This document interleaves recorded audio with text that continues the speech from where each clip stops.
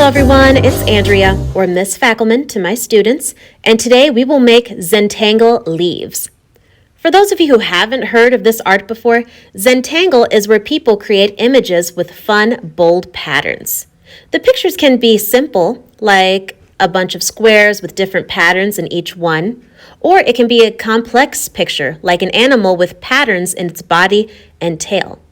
This is a craft both artists and non-artists can enjoy because you can use simple designs and be pleasantly surprised by what you create. Imagine all the possibilities. You can draw any pattern you want, from stripes to zigzag lines to florals to emoji patterns, and create a beautiful frame-worthy picture. Now, because it's autumn, we will make Zentangle Leaves for this assignment. You will need a pencil, a piece of paper, and a leaf. If you don't have a leaf, just go a few yards outside your door and pick one. Find a comfortable place to work, and let's get started.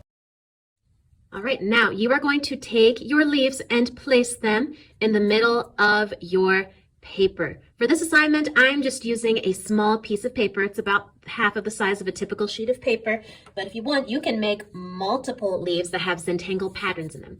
But for this task and for this demonstration, I'm just going to show you what to do with one leaf.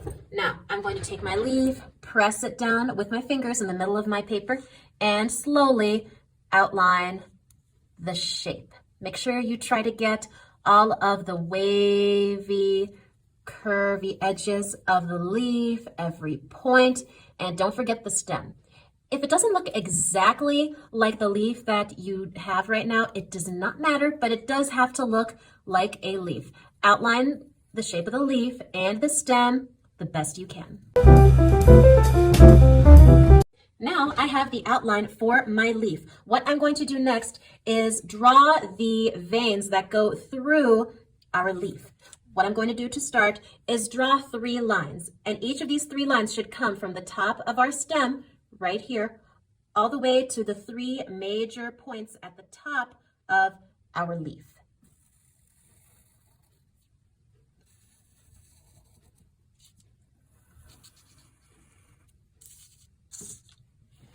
All right, now do you think I'm done drawing those lines? Not quite. You're going to notice that some more lines that kind of make a V shape with the point lining up with the middle right here are going to be coming out each of these lines. Now, please keep in mind, the more of these lines that you draw, the more areas you're going to have to fill with a different pattern. So don't draw too many of these lines unless you want your leaf to look super duper busy, and that's absolutely fine. You can make your leaf look as simple or as complex as you want. Now, I'm going to start with the middle, and I'm going to draw diagonal lines that make a V right here. Now I'm going to draw another V-shaped line from here to there, and then draw another. All right, now draw the exact same lines that are coming off each of these other 2 on each side of your leaf. Now I've finished, but I don't really want these 2 big blocks of space within my leaf, so I'm going to draw 2 more lines down here so I have more areas to draw more patterns. There we go. Now for the fun part, I am going to start thinking of different patterns that I can put inside my leaf. Now try to think of some different stripes. There's straight line stripes, or there's zigzags, or you could do tiger stripes. Try to draw a couple of patterns using stripes. All right, I've made a couple of patterns that use stripes or different lines. I did some wavy lines over here, straight lines over here, zigzags, and also tiger stripes. Now for tiger stripes, they're wavy lines, but instead of going all the way across the paper, they go halfway and then come back to the side. Now, what about some polka dot patterns? Those are some really fun patterns, and those can also lead to floral patterns with florals all over. Let's try to think of some other different patterns and try to put a new pattern in each part of your leaf.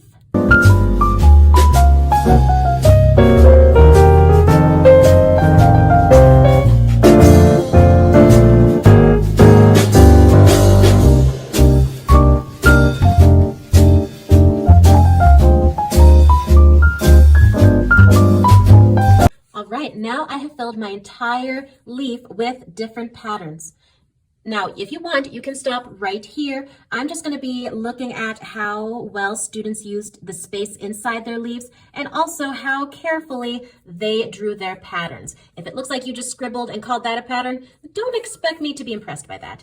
But if you drew carefully, thought of some different patterns, maybe even reused or combined some patterns like zigzag lines and polka dots, that is great. Now, if you want to go the extra mile, what you can do is make some more patterns outside and around your leaf. Now, this is a note. If you're going to be adding patterns and designs outside of your leaf, I suggest that you color the inside of your leaf first. Otherwise, your leaf is going to vanish into the background instead of pop out. Right now it stands out against the blank background because it has all these fun patterns, but if you create a busy background, you are going to want to use a really nice bold color or different kinds of colors so it stands out against a white or black and white background. Now, grab your pencil again, grab a bunch of different colors if you like, and let's continue.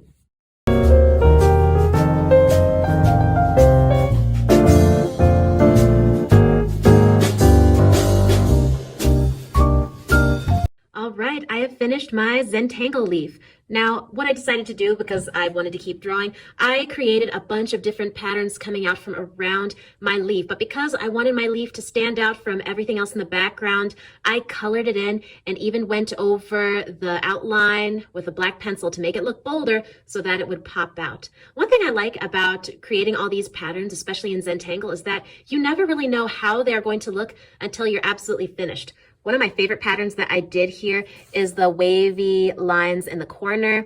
At first, the wavy lines seemed kind of plain, so I started to make half circles. And then I thought, these look kind of like eyelashes. So I wound up making a bunch of eyelashes in that corner. Now I have finished. If you want to do more than one Zentangle leaf for your picture, you absolutely can. For mine, I just decided to do one leaf, but I look forward to seeing what your projects look like when you turn them in. All right, that's it for today. Thank you so much for watching. If you are new to my channel, please click subscribe. If you want to say what you enjoyed about this video or want to suggest what we should draw next, leave a comment below. Have a great day, everyone. I'll see you all next time.